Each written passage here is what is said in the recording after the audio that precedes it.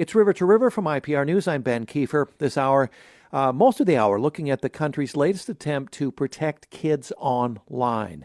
The Bipartisan Kids Act has passed the House, now awaits a vote in the Senate, and it's meant to shield children, of course, but it's raising some real concerns among privacy advocates. In a few minutes, Iowa State psychologist Doug Gentile will join us to talk about what the research says about social media, what it's doing to our young people. But first, let's dig into those privacy concerns. We start with a technology law expert on what's actually in this bill, the KIDS Act. Megan Graham is clinical professor and director of the Technology Law Clinic at the University of Iowa College of Law. She's been tracking the KIDS Act and its predecessor bills for years. I spoke with her earlier today. Megan Graham, welcome back to our program. Thanks for having me. You've been following this legislation for years in its many earlier forms. What do we have right now? What does it look like at this time? What the KIDS Act does is it pulls together a whole bunch of different smaller bills into one piece of legislation to be passed. So the KIDS Act actually does a whole bunch of different things. Some of the parts of it are directions to various federal agencies to study certain research questions or look into potential solutions to concerns about kids on the internet and kids' privacy and safety on the internet. But it also contains provisions that relate to online gaming, for example, like video games online or AI chatbots. And there are parts that are about kids and social media. There are parts that are about kids' access to sexually explicit material, things like that. So it's kind of a lot of different moving parts all tossed together within one piece of legislation. Yeah. Where does your concern start when we talk about this as an umbrella issue? Privacy, age verification, both. Where are you here? Yeah, so what this bill does, or various parts of this bill, like I said, there are kind of a lot of things all put together. And so it's actually kind of confusing when you read the text of the law because parts of the law, for example, define a minor to be anyone 16 or younger. Parts of the law refer to minors as anyone who's under the age of 18. So there are a bunch of different age markers, and then there are a bunch of different definitions about what makes material subject to this law, right? What does a website have to contain, for example, to be subject to the regulations that the House has put into this bill? So there are lots of different moving pieces. So some of the concerns from privacy advocates are related to, as you mentioned, the age verification portions. The statute says explicitly that it doesn't require age verification, but when you dive deeper into what the statute says that companies have to do, for example, to make sure that they know things about their users, that they are restricting access to their younger users, for example, it's going to be really hard to achieve those parts of the law, those parts of the regulation, without also verifying all users' ages, right? Because parts of this law say that companies can get in trouble, for example, if they don't have policies to enforce certain restrictions based on a user's age, if they either know or should have known the age of the user. And deciding, whether the company should have known, whether it was reasonable that they should have known that this was, a 15-year-old, for example, in that account, is going to be up to a judge and a jury after the fact, which means companies who are usually risk averse, right, for understandable reasons, they want to have more certainty. So they're going to be gathering more information, not just about their younger users, but about all of their users. And each user's traffic on a website, right, the pages they go to or the search terms that they use or who they're communicating with or what they're looking at, for example, is now going to be paired not just to this Wi-Fi network or this computer that multiple people could have accessed, but it's going to be tied specifically to their account, right? So all of a sudden, it's not going to be, somebody in the IPR studio was running this Google search. It's going to be Ben Kiefer looked at this information, and that's all going to be amassed by the companies because they're trying to comply with this law, if it passes. Wow. Wow, that's tying a lot of information together. Very complicated. I know this is a very old term, but Big Brother comes to mind because you've got a lot of Yes. information, right? I mean, if they know everything, they have to because they have to track, who's doing what and what age is here. So, wow, okay. How does this differ from what the tracking that's already happening on these platforms? Yeah, so there are a couple of differences. So, one, like I said, this is going to be more bespoke, more tied specifically to the user account than the tracking that happens now. Of course, there is some amount of tracking that companies do just for their own business purposes. And so they may have a pretty good sense that you are the user doing something if you're logged into your account, your social media account, or your other online account.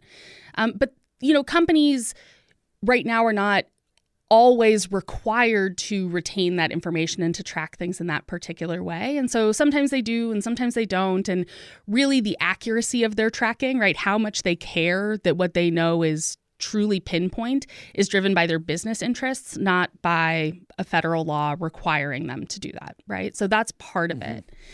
The other thing that's going on in this bill, as far as tracking goes, there's just going to be more monitoring of the specific access that people have in a way that is probably going to lead most companies to make the determination that the easier thing is to take information down or to shield all users from certain types of information.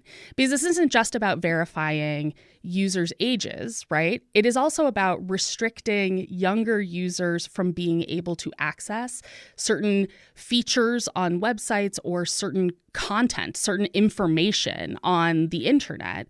And so what a lot of people believe is likely to happen, because it's the easier way to to make a choice and not be wrong, is there's going to be an erring towards removing access to content that is subject to this law, right? So part of this law, for example, says it's not just, if you are 15, you can't direct message people, for example, on social media sites. Part of this law says that companies or websites that provide access to certain topics of information, and that includes things like information about drinking or tobacco or the sale of drugs or violent images, for example. And we may have a wide array of feelings about when we think it is appropriate for children of various ages to have access to that information. But any of those topics, right, if a company can't be sure that certain keywords that are related to tobacco use or related to alcohol, for example, well, a 15-year-old can't see those. And so isn't it a little bit easier just to make that information less available to everybody, right? And so the other thing that I think privacy advocates are worried about is how this is going to affect speech on the internet and what companies are going to tend to do when it comes both to monitoring users' information and where they go and what they're trying to learn, but also what information they have access to in the first place. Yeah. So this bill could end up restricting more than intended, as you describe there. And that, how to fix that the law doesn't distinguish what's actually harmful. We don't know who decides that. So you're saying that companies are going to take the safer bet to, instead of facing a lawsuit there. And also another thing comes to mind. If you would put in these restrictions here too, I mean, technology is a cat and mouse game. People would figure out how to get around it. And of course, teenagers are are experts at that, right? Yes. So part of the concern here, right, and for the companies as well, and one of the reasons people are worried about what speech will become available is, remember, in most of the parts of this law, the standard is the company knew or should have known that the user was underage. Well, teenagers in particular, but, people of all ages are pretty good at getting their way around restrictions and finding ways to, pretend to be, say, 18 if the law says if you're 16, you can't have access to that, or using somebody else's account, for example. Like, there might be ways to circumvent the age verification. So then we have the question of, well, is the restriction even actually working? And if it is, right, the companies also know that their users are potentially going to do that, right? They have to think about what are the ways that somebody could get around our age verification system. And if they should have known that, 15 and 16-year-olds were going to find their way around that kind of gatekeeping, then they have to block off more information, right? They have to put more things behind the gate so that they're really sure that the people who are accessing it are old enough in the eyes of this statute. Mm-hmm. We're going to go to break in just a moment, but very quickly, if you could, is there a version of this bill you could support? What would need to change? It sounds very complicated. It is very complicated. I think one of the things we've seen in earlier iterations of some of the sub-bills that are within the KIDS Act, and what we've seen kind of over the history of the internet, is it's really hard to practically write a bill that achieves what I think we all would agree, which is we want kids to be safer on the internet, which actually sometimes means giving them access to the sorts of information that this law would prohibit, because sometimes kids are looking up information about alcohol because they're trying to help a friend or a family member who has a drinking problem, right? They're trying to see, what if they have started smoking, for example, right? They want access to resources about how to quit themselves. And it's really hard for the government and it's really hard for companies to figure out what are the right lines to draw. Some lines are very obvious, right? Child sexual abuse material, right? Things like that, where you just kind of say, this is beyond the pale. But a lot of the things that this law is talking about are places where not everybody is going to have the same sense of what is harmful. Not every youth is going to be developmentally at the same level as every other kid, right? About when it would be appropriate for them to have access to that information, for example. And so it's really hard to get it right. And it's even harder to get it right in a way that doesn't harm either adults or more mature kids who we, again, might have good reason for them to want to have access. Back with more of my conversation with Megan Graham of the University of Iowa College of Law, talking about privacy and legal concerns with the KIDS Act, protecting our kids online. It's River to River from IPR News.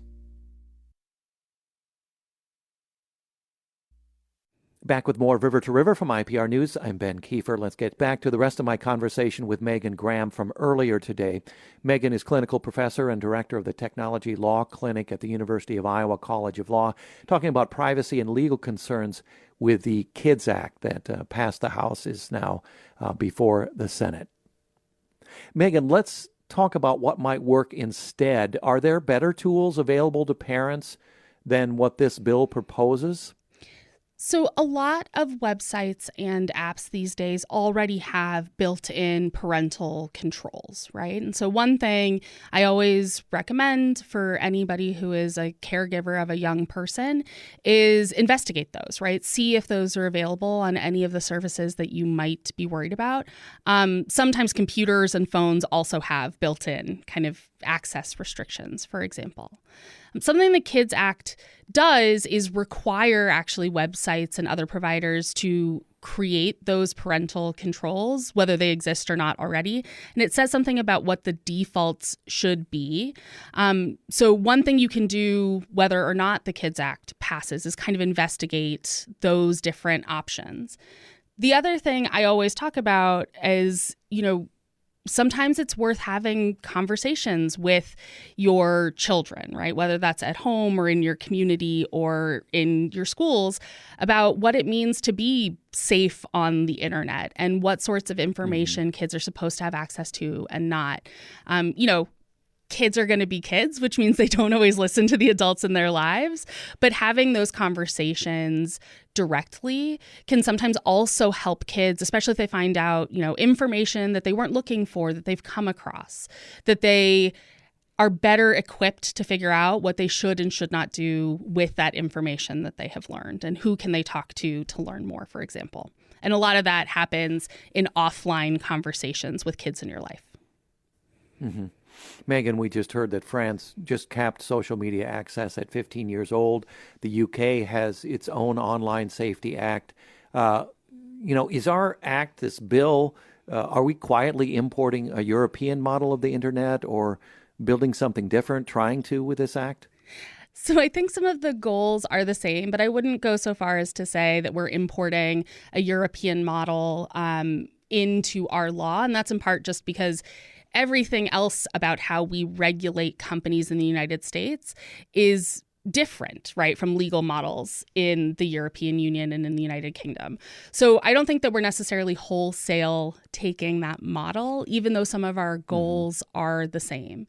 And actually, some of those differences in how we regulate social media companies and websites and apps and things, the fact that we do it differently is one of the reasons that the KIDS Act is such a challenge, right? Because we don't have that baseline system that they have in other countries and other parts of the world to build on when they are adding child online safety statutes and regulations in addition to what they already have. It's a quickly evolving environment. Is there a country, a piece of legislation outside the U.S. that isn't getting attention right now that you would say, that is more on the mark than what we've got here in our KIDS Act?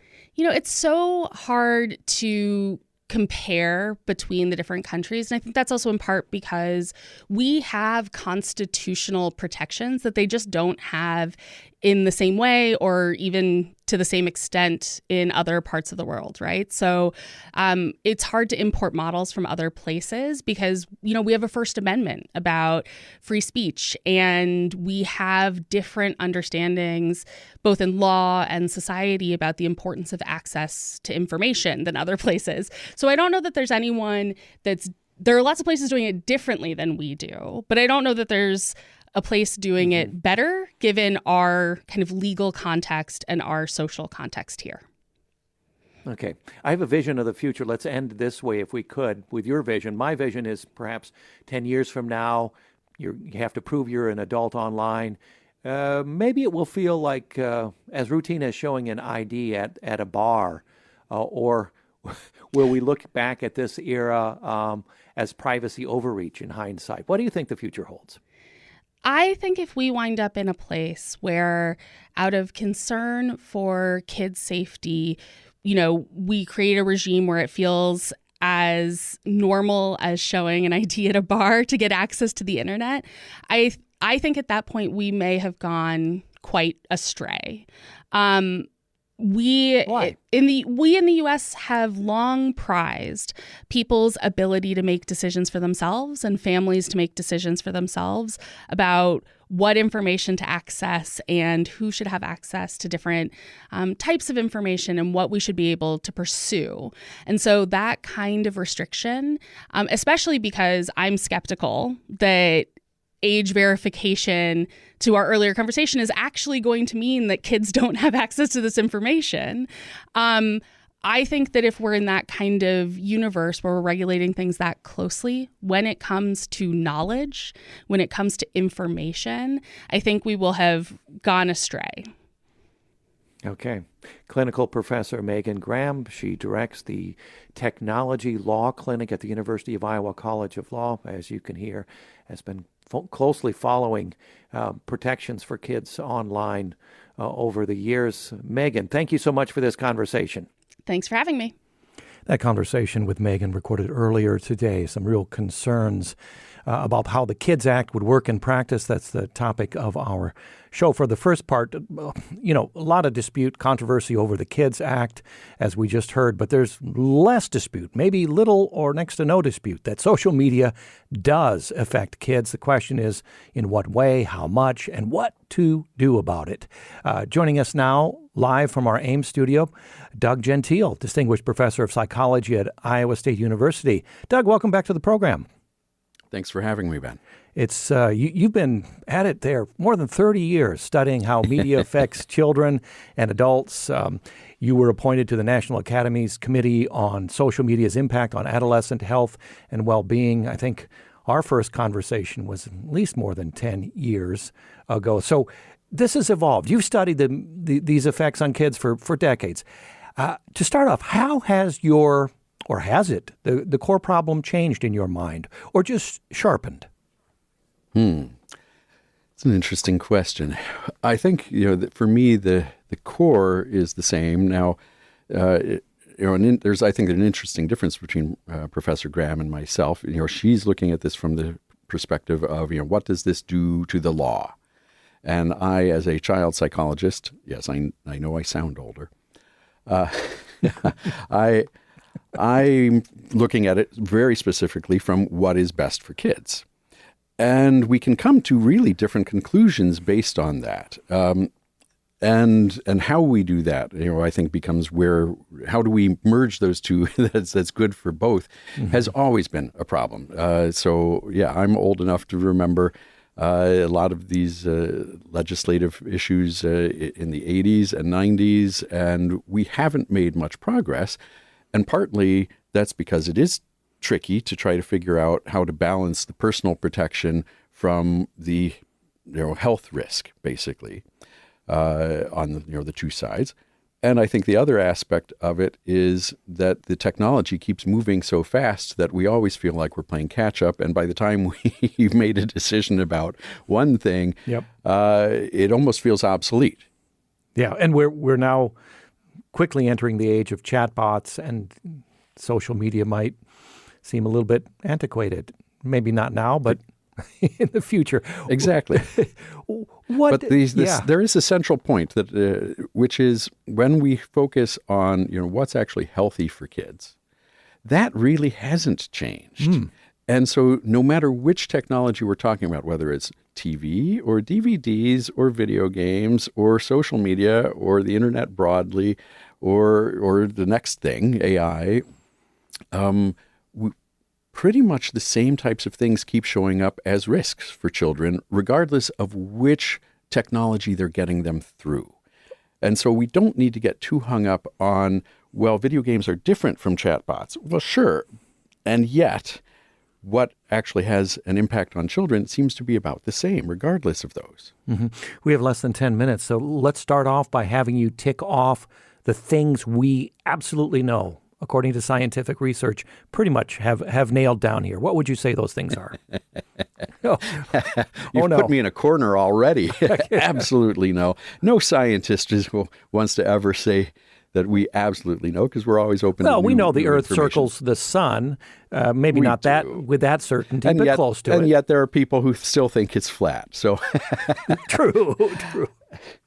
So we do know that what you pay attention to matters. Let's start there. Mm-hmm. That because most of what we're talking about for many of the effects, both positive and negative effects of the media, are learning effects.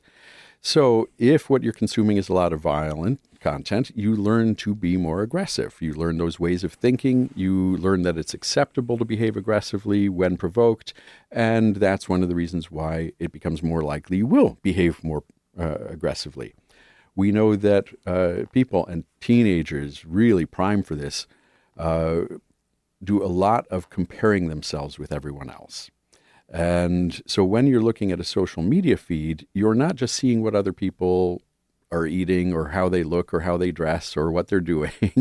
You are also in the back of your mind seeing, should I be more like that? Do I want to be like that? How come I'm not that pretty? How come? And so here's where we have the Instagram face, don't we?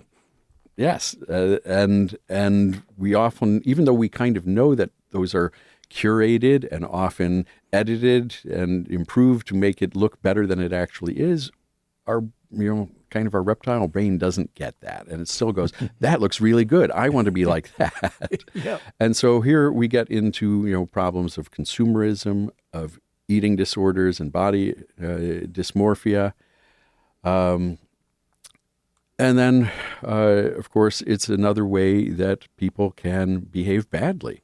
And the anonymity that sometimes it affords allows for things like cyberbullying.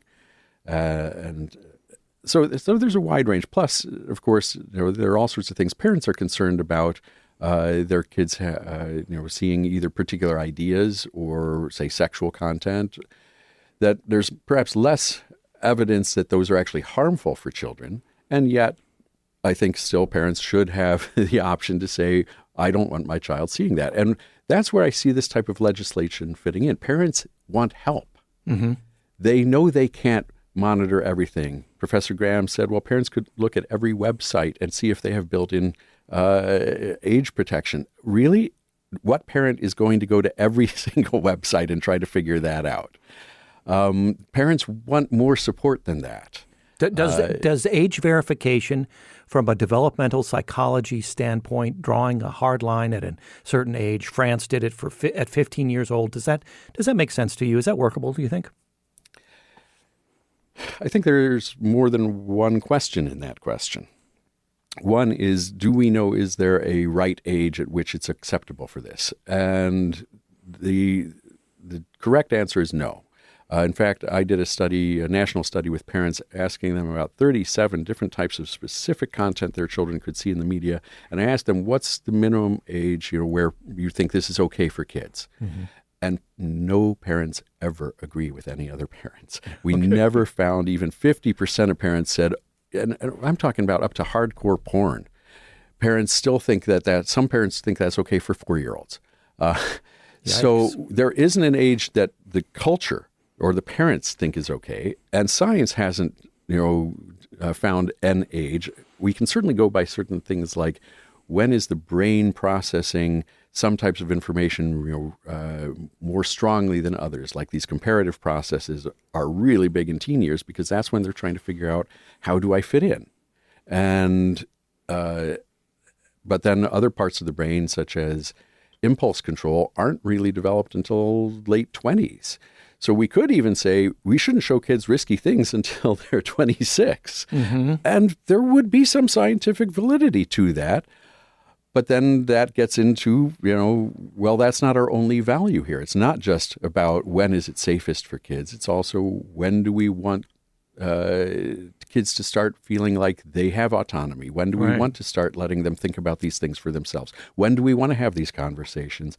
And every family is going to be different on that. Yeah, and imagine you keep a kid in a hermetically sealed media bubble until whatever age you decide, and then they come out. Then your extra worry is, well, how did they survive in this world, not knowing anything about it? It turns out that the children that I've met who grew up that way are all fine.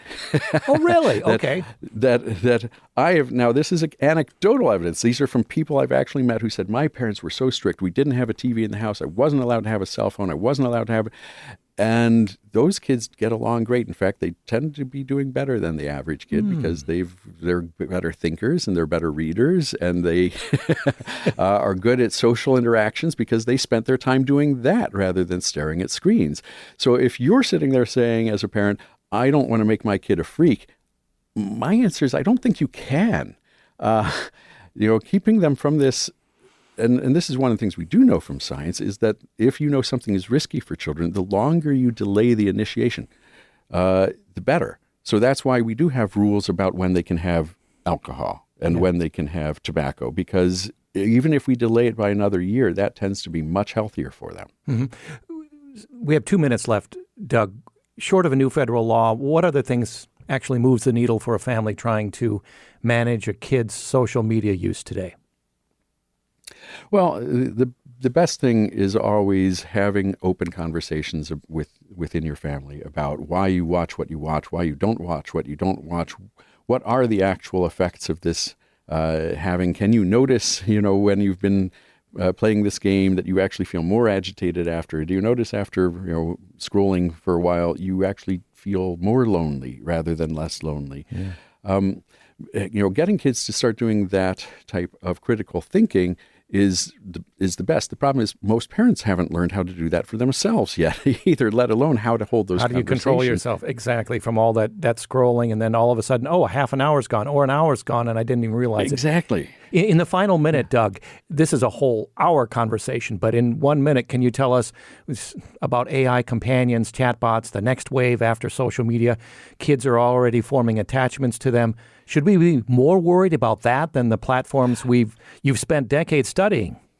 Yeah, I don't know is the correct answer, but I did see one study where they gave a bunch of panels of people and a bunch of different chats questions from a website. It's a Reddit that's kind of, am I the a-hole? Where people talk about how they handled a situation, and then say, well, maybe I was the jerk here.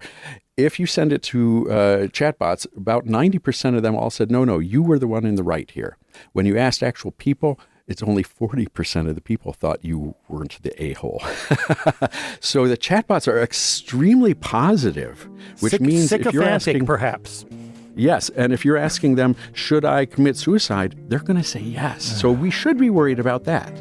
Doug, thank you for joining us live today. Distinguished Professor of Psychology at Iowa State University in our Ames studio. Thank you for the great research and for this conversation, Doug Gentile. My pleasure. Back in just a moment with more River to River. It's River to River from IPR News. I'm Ben Kiefer. If you're just tuning in, this hour we've been looking at how best to make the internet safer for kids. The Bipartisan Kids Act. Also, our last segment, we had what a psychologist at ISU had to say about social media, what it's actually doing to our young people. Now let's shift from questions of risk and regulation to what young people themselves are building. Alenka Poplin is Associate Professor of Geoinformation Science at ISU. That's in the Department of Urban Planning and Development. She's director of Iowa State's new game design major, also founder of the GeoGames Lab and Symposium. That's a community of researchers building games about the planet and its future. I spoke with her earlier today. Alenka, welcome to our program. Yeah, thank you for having me. I want to have a little background before we talk about all the interesting things you are doing with students there. I understand you didn't start out as a gamer, so what turned you towards games? Yeah, correct. I started as geoinformation scientist, so I was dealing with data and maps and how to store data and represent the Earth in information systems. And we were building those for citizens and residents to attempt or try to engage them in urban planning, recognizing that they are too complex, too technical, and very difficult to use. And one day I found myself in Germany on a train traveling, and I saw all these people looking into their screens and doing something. And I realized that what are they doing? I realized they are playing games. And so I thought we have the opportunity here to learn something from games and gaming market. And that's how I got into games. Let's talk about ISU's game design major. It's new. What can a student expect from that major? Yes, it's a very exciting major. So we started in the fall 2025, and the students can, think about how to design games, how to analyze games, understand games, play games. And we have 3 different focus areas, and one is art, and the other one is computing, and the third one is narratives. So our students can specialize in one of those areas. So either 3D visualizations, 2D visualizations, character creation, this would be art. And then game computing is all about programming and coding and creating digital games. And narratives is about environment, game environment. It could be like history or religious studies, or just writing for games and storytelling. And the new major has been around for about a year, right?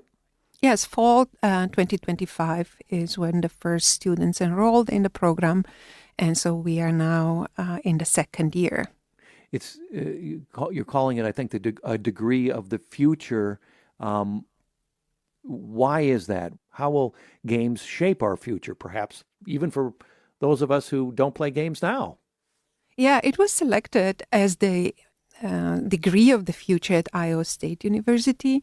And there are several reasons for that. In 2019, our admissions committee or admissions office interviewed students and asked them what would they like to study in the future. And one of the topics at that time was called game engineering. So it's based on the interest that students want to, what do they want to study and learn. And this is one aspect. And the other aspect is that the game industry is one of the biggest industries. It's bigger than Hollywood. I believe it generates over $200 billion per year. And so it represents a great opportunity for students also to get engaged in the industry and create games and produce games. I'm glad you mentioned that because I was surprised. It's been a couple years since I found this out, but that a new game, a major game that has its new iteration, its new version, when it launches, it can expect to bring in more revenue than a blockbuster Hollywood film, right? Yeah, that's pretty amazing. Yeah.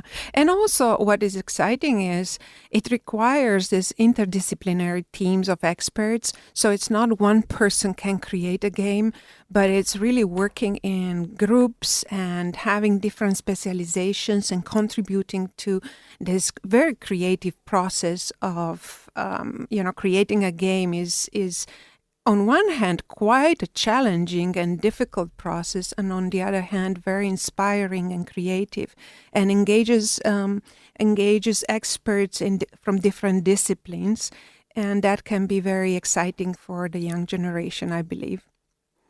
Mm-hmm. I have a little practical experience here. You mentioned your European background. I lived in Germany throughout the 90s and actually was hired to be a voice of a game. This would be gaming 30 years ago, so very rudimentary, but still I was a character. I can't remember what character. I probably was several characters, but I imagine gaming in the past 30 years has really advanced. Do they still use actual people's voices, or are these all AI voices that are just programmed in and you don't have to hire the actors? Oh, no, it's not all AI. Yeah, no, of course they do.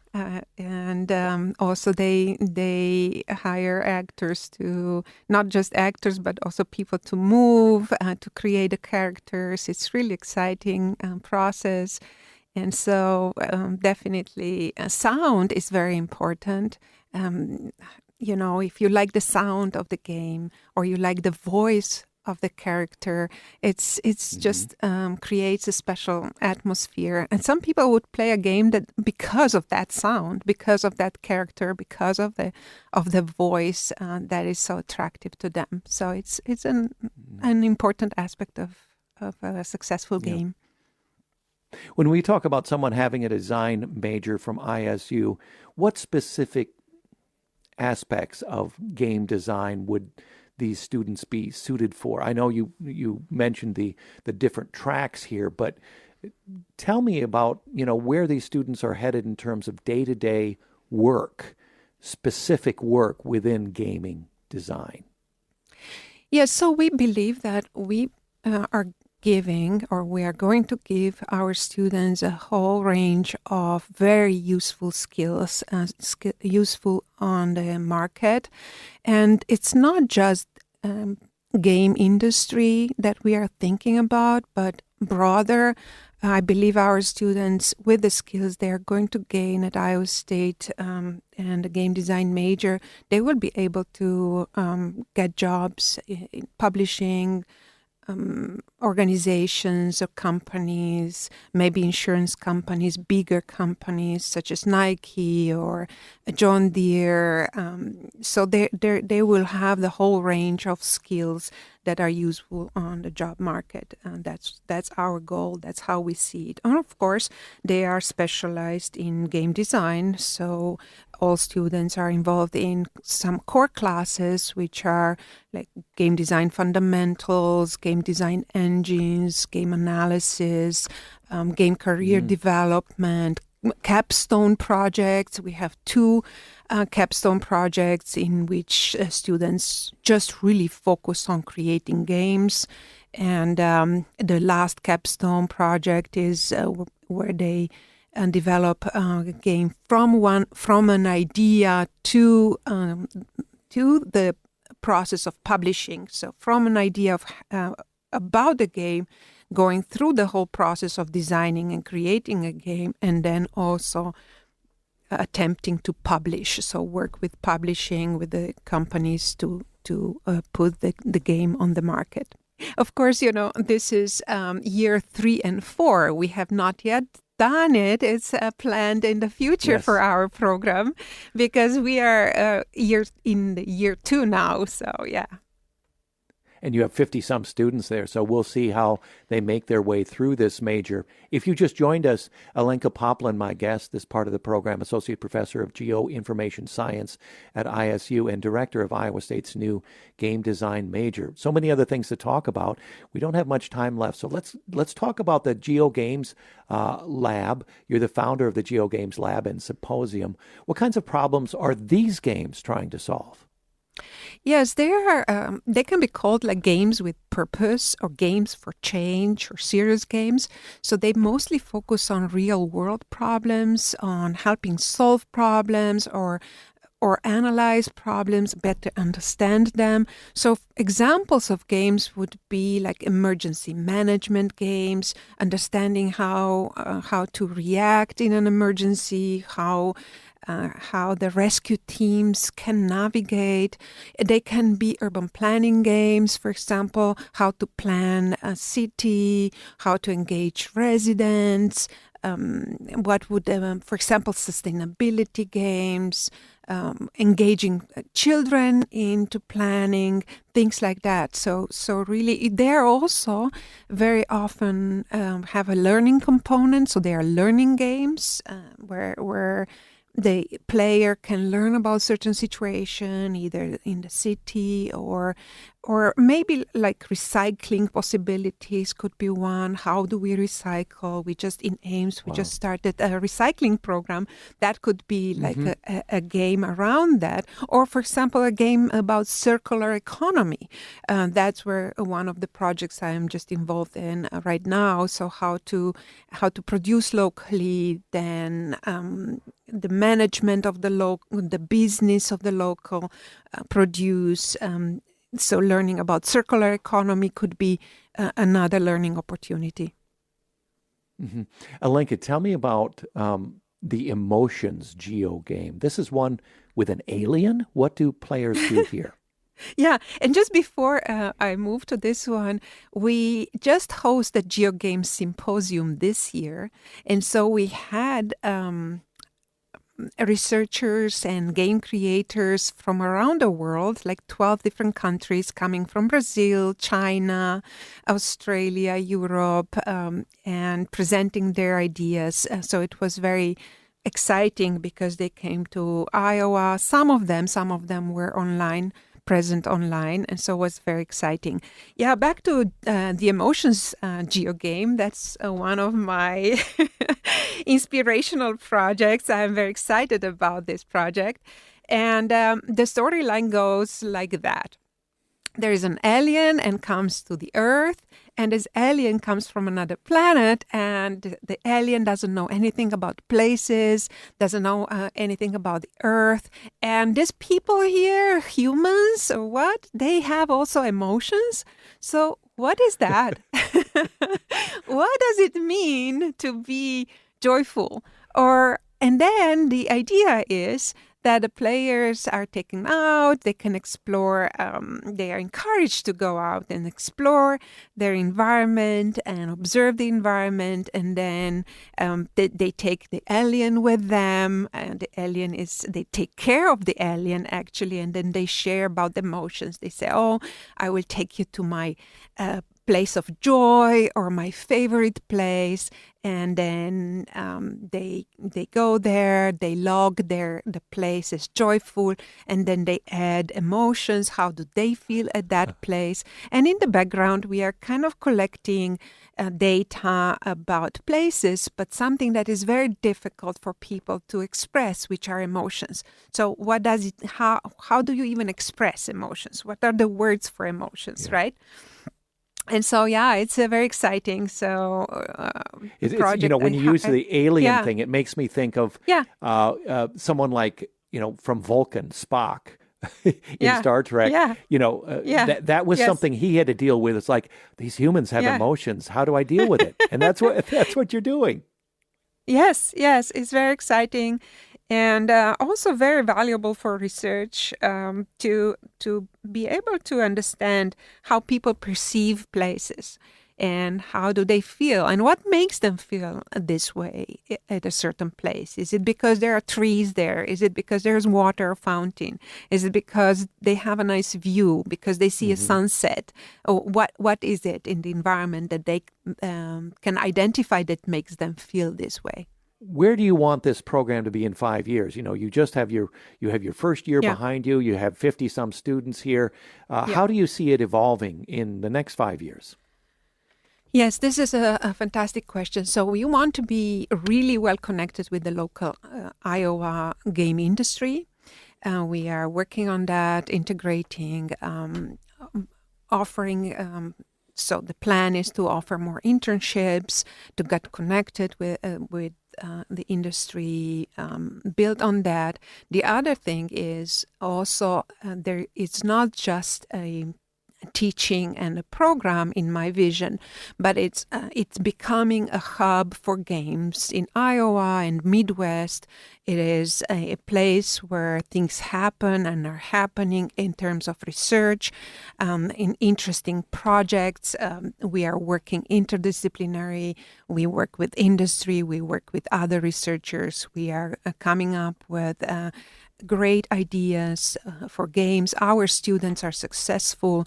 They find jobs at reputable and great companies, and they come back as alumni and share their stories, and they learn skills. They're happy, and it's a happy place where we create games and we expand in terms of research and new ideas. We test those ideas, and it's like a hub, like a test bed for games in my vision. And I have to say, I have great colleagues. I have to acknowledge that I have a great team at Iowa State University, a core team that put this program together. So Jeremy, Jeff, Anson, Jared, and Jim. I want to acknowledge them for being the core, strong team. Alenka Poplin, you have piqued my interest, to say the least. And, we just had a short time today. I hope you will accept an invitation to come back as your program, your major here progresses. You can be joined by one of your colleagues or one or two of your students. That would be fun, wouldn't it? Yeah, that would be great. Thank you so much for this opportunity. And I would be happy to join next time as well. It was very nice chatting with you.